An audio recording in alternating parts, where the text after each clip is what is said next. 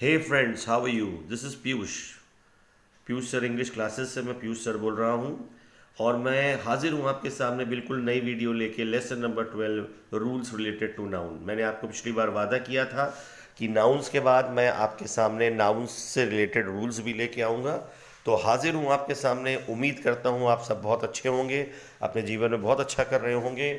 और मैं आपसे एक अपील करना चाहता हूं कि मुझे YouTube पे फॉलो करें, पीयूष सर इंग्लिश क्लासेस के नाम पे। बेल आइकन दबाएं, लाइक शेयर सब्सक्राइब करें और साथ में टेलीग्राम पे भी फॉलो करें t.me/piyushsr के नाम से। तो उम्मीद है दोस्तों कि अब तक का सफ़र आपका बहुत सुंदर रहा होगा। आप जीवन में बहुत अच्छा करते हैं और करते रहेंगे, मुझे पता है इसके बारे में। तो अब हम आगे चलते हैं। और मैंने पिछली वीडियो में आपसे कहा था कि मैं आपके सामने नाउन्स से रिलेटेड रूल लेके आऊँगा, तो मैं हाजिर हूँ। तो चलते हैं, सबसे पहला रूल देखते हैं, जो कि मैंने आपको पहले भी शायद बता रखा है नाउन वाली वीडियो में। वो रूल ये है कि common noun we can use for both male and female. ये मैंने आपको पहले भी बताया है, एक बार और बताता हूँ। ये नाउन का रूल भी है कि कोई भी कॉमन नाउन को आप मेल और फीमेल दोनों के लिए इस्तेमाल कर सकते हैं। जैसे एग्जाम्पल्स हैं प्रिंसिपल, तो male female principal. Teacher, male female teacher. Student एक ऐसा नाम है जो आप मेल फीमेल किसी को भी दे सकते हैं। तो उम्मीद है कि आपको पहला पॉइंट समझ में आया होगा। दूसरा पॉइंट में दोस्तों ये कहता है कि if noun repeats before and after preposition then second noun remains singular. दोस्तों कभी कभी ऐसा होता है कि हम कोई कोई ऐसे सेंटेंस लिखते हैं जिसमें एक प्रपोजिशन होता है और प्रपोजिशन के आगे और पीछे दोनों में नाउन आता है, वो नाउन रिपीट हो जाता है। तो ऐसे केसेस में वो जो नाउन रिपीट हो रहा है वो सेम नाउन है। अभी मैं आपको एग्जाम्पल में बताऊंगा। तो ऐसे केसेस में सेकंड वाला नाउन जो रिपीट हो रहा है उसे हम सिंगुलर लिखेंगे। और अब इसको और बेहतर से समझने के लिए हम एग्जाम्पल देखते हैं। एग्जाम्पल में देखिए लिखा है he built his house brick by brick. अब यहाँ देखिए मैंने जो है ब्लू कलर से हाईलाइट किया है, अगर आप देख पा रहे हो कि बाई एक प्रपोजिशन है। बाई के पहले ब्रिक नाउन आया है और वही नाउन जो बाई के पहले आया है बाई के बाद भी रिपीट हो रहा है। तो हम उस जो बाई के बाद रिपीट हुआ ब्रिक है उसको हम सिंगुलर लिखेंगे, प्लूरल नहीं लिखेंगे। यानी मैंने ब्रिक बाय ब्रिक्स नहीं लिखा, ब्रिक बाय ब्रिक लिखा है। उम्मीद है आपको समझ में आया होगा। इसी तरह से दूसरा एग्जाम्पल भी देख लीजिए, he knocked door to sell. इस केस में भी देखिए टू एक प्रपोजिशन है और टू के आगे और पीछे सेम नाउन रिपीट हो रहा है। तो मैंने इसे डोर टू डोर लिखा है, ना कि डोर टू डोर्स। तो उम्मीद है कि सेकंड वाला जो नाउन है उसे सिंगुलर ही रखना है, ये आपको समझ में आ गया होगा। तीसरा पॉइंट है दोस्तों कि some noun appear singular but they treat as plural. बिल्कुल सही बात है। जब भी आप नाउन का इस्तेमाल करें तो कुछ शब्द आपके सामने है, कुछ नाउन ऐसे आपके सामने, कुछ नाम ऐसे आएंगे जो दिखते तो सिंगुलर हैं लेकिन हम उसे प्लूरल की तरह इस्तेमाल करते हैं। जैसे चिल्ड्रन, चिल्ड्रन में एस नहीं लगता। स्टाफ, स्टाफ में एस नहीं लगता। पुलिस, पुलिस में एस नहीं लगता। लेकिन ये दिखने में सिंगुलर हैं लेकिन ये हैं, इसको ट्रीट हम प्लूरल करते हैं, यानी इसके साथ प्लूरल वर्ब आएगा। तो ये तीन शब्द ही नहीं है। अगर आप बुक देखेंगे तो आपको बहुत सारे ऐसे शब्द मिलेंगे जो हैं तो सिंगुलर पर हमें यूज़ हम उसे प्लूरल जैसा करते हैं। तो उम्मीद है कि आपको पॉइंट नंबर 3 समझ में आया होगा। पॉइंट नंबर 3 का मतलब पॉइंट नंबर 3 का रूल समझ में आया होगा।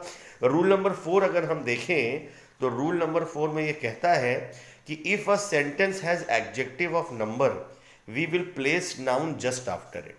यानी दोस्तों कभी कभी हम नाउन का सेंटेंस जब बनाते हैं तो उसमें एडजेक्टिव ऑफ नंबर आता है। अब एडजेक्टिव ऑफ नंबर क्या होता है? ऐसा कोई एडजेक्टिव जो नंबर शो करे, ऐसा कोई एडजेक्टिव जो नंबर शो करे और वो नंबर किसको डिस्क्राइब करे? नाउन को डिस्क्राइब करे। तो एग्जाम्पल में समझ लेते हैं। जैसे लिखा है कि ही गेव मी 10 रुपी। तो यहाँ पे 10 क्या है? ग्रीन से मैंने इंडिकेट किया, अगर आप समझ पा रहे हो तो यहाँ पे जो ग्रीन से मैंने इंडिकेट किया है वो है एडजेक्टिव ऑफ नंबर। तो जैसे ही एडजेक्टिव ऑफ नंबर आएगा उसके जस्ट बाद हम रेड कलर से, आपने अगर देख सकते हैं तो मैंने रूपी लिखा है, तो हम उसके जस्ट बाद नाउन लगा देंगे। एडजेक्टिव के जस्ट बाद नाउन लगाएंगे और फिर बाकी की जो बची हुई राशि है वो लिखेंगे। जैसे he gave me 10 rupee and a half, पर हम जनरली क्या बोलते हैं, he gave me 10.5 rupees. 10.5 rupees बोलना गलत है, आप बोलेंगे he gave me 10 rupee and a half. 10 के बाद तुरंत नाउन लगाएंगे, फिर बाकी की धनराशि लिखेंगे। तो उम्मीद है कि आपको रूल नंबर 4 भी क्लियर हुआ होगा। अब चलते हैं रूल नंबर 5 में। रूल नंबर 5 कहता है दोस्तों कि some nouns use as singular, no article used. इसका क्या मतलब हुआ? इसका मतलब ये हुआ दोस्तों कि सम नाउन्स यानी कुछ नाउन्स जो हैं वो होते तो सिंगुलर हैं, मतलब हम उन्हें सिंगुलर की तरह यूज करते हैं, एक वचन की तरह यूज करते हैं, और उसमें कोई भी आर्टिकल का इस्तेमाल नहीं करते हैं। तो जैसे फर्नीचर सिंगुलर है, हम इसे सिंगुलर यूज करते हैं। हेयर को सिंगुलर यूज करते हैं, मनी को सिंगुलर यूज करते हैं, बैगेज को सिंगुलर यूज करते हैं, स्टेशनरी को सिंगुलर यूज करते हैं। तो ये सिर्फ मैंने आपको कुछ एग्जांपल्स दिए हैं जिससे थोड़ा सा आपको क्लियर हो जाए ये कौन से नाउन्स हम सिंगुलर यूज करते हैं और उसके साथ कोई भी आर्टिकल नहीं लगाते। जैसे अ हेयर नहीं होगा, ठीक, तो समझ में आ गया। तो इस तरह से बहुत सारे एग्जाम्पल्स हैं जो आपको बहुत सारी जो है बुक्स में मिल जाएंगी। अब नेक्स्ट रूल अगर हम चलें तो देखते हैं कि some nouns use as singular and plural both. कुछ नाउन्स दोस्तों ऐसे होते हैं रूल्स में जिनको हम सिंगुलर और प्लूरल दोनों यूज करते हैं, यानी एक वचन बहुवचन दोनों यूज करते हैं। जैसे क्या हो गया, crew, fleet, fish, jewellery, deer, jury, यानी ये सिंगुलर भी यूज होते हैं और प्लूरल भी यूज होते हैं। जैसे जूरी इज भी हो सकता है और जूरी आर भी हो सकता है, ठीक, समझ में आ गया। यानी इनके साथ सिंगुलर प्लूरल दोनों इस्तेमाल कर सकते हैं, ठीक है। क्रू इज, क्रू आर, ठीक, दोनों यूज कर सकते हैं। सेंटेंस में बनाएंगे तो और अच्छे से आपको समझ में आएगा। इसी तरह से रूल नंबर 7 अगर आप देख पाए तो लिखा है some nouns appears plural but meaning in singular and also use as singular. यानी कुछ नाउन्स ऐसे होते हैं जो दिखने में तो प्लूरल होते हैं। क्यों दिखने में प्लूरल होते हैं? क्योंकि उसमें एस लगा होता है। तो हमने बचपन से क्या सीखा है कि किसी नाउन में एस लगेगा तो वो प्लूरल हो जाएगा, तो इसीलिए हमें वो प्लूरल दिखते हैं। लेकिन उनकी मीनिंग भी सिंगुलर होती है और हम उसको यूज भी सिंगुलर करते हैं। जैसे एग्जाम्पल देख लीजिए, जैसे न्यूज़, इसको हम दिखता प्लूरल है, क्यों? क्योंकि एस लगा हुआ है, न्यूज़ में एस लगा है। इनिंग्स, इनिंग्स में भी देखिए एस लगा हुआ है। पॉलिटिक्स, उसमें भी एस लगा है। फिजिक्स एस लगा है। मैथमेटिक्स एस लगा है। दिख तो प्लूरल रहा है, मीनिंग सिंगुलर है और यूज भी सिंगुलर करते हैं। Mathematics is a subject, mathematics are a subject नहीं होगा। इसी तरह से तो उम्मीद है कि आपको पॉइंट नंबर या रूल नंबर 5, 6, 7 अभी तक क्लियर हुआ होगा। अब हम चलते हैं रूल नंबर 8 पे। Some nouns use as plural, यानी कुछ नाउन्स को हम प्लूरल की तरह यूज करते हैं, यानी बहुवचन की तरह ही यूज करते हैं, उसे सिंगुलर यूज नहीं करते हैं। जैसे पैंट्स, आप पैंट नहीं बोलेंगे, हम पैंट बोलते जरूर हैं लेकिन ग्रामेटिकली अगर देखें तो पैंट्स होना चाहिए। केव्स, सेविंग्स, थैंक्स, स्पेक्टिकल्स, और भी बहुत सारे दोस्तों ऐसे शब्द हैं जो स्टूडेंट्स मेरे, जो आप समझिए कि इनको हम प्लूरल की तरह ही यूज़ करते हैं। अगर आप बुक्स थोड़ा बहुत देखेंगे तो आपको क्लियर हो जाएगा। यहाँ सिर्फ मैंने आपको एक आइडिया देने के लिए कुछ एग्जाम्पल्स दे दिए। तो उम्मीद है कि आपको पॉइंट नंबर 8 भी समझ में आया होगा। इसके साथ ही हम रूल्स के, नाउन्स के रूल्स के का समापन करते हैं और अब हम कुछ रूल्स ऐसे लेते हैं जो एपोस्ट्रोफी के साथ यूज़ किए जाते हैं। एपोस्ट्रोफी के साथ मैंने इसलिए लिया है कि मुझे लगा कि बहुत सारी कन्फ्यूजन्स हैं एपोस्ट्रोफी एस को लेके कि हम इसको कहाँ लगाएं, कैसे लगाएं। तो उसी क्रम में मैंने कुछ 4 रूल्स लिए हैं जो मुझे लगे लेने चाहिए, तो इसको भी आप ज़रा समझिए। एपोस्ट्रोफी एस मैंने आपको पिछली वीडियो में पॉजेसिव केस में बताया था, अगर आपने देखा हो। अगर आपने वीडियो नहीं देखी है तो एक बार मेरी हाथ जोड़ के विनती है आपसे कि वो वीडियो ज़रूर देखिए। तो नंबर 1 है कि we use apostrophe with else. अगर दोस्तों सेंटेंस में एल्स आया है तो आप उस एल्स के साथ एपोस्ट्रोफी यूज कर सकते हैं। जैसे एग्जाम्पल में देखिए मैंने लिखा है I follow your advice and nobody else's, यानी मैं तुम्हारी एडवाइस फॉलो करूंगा और किसी और की नहीं।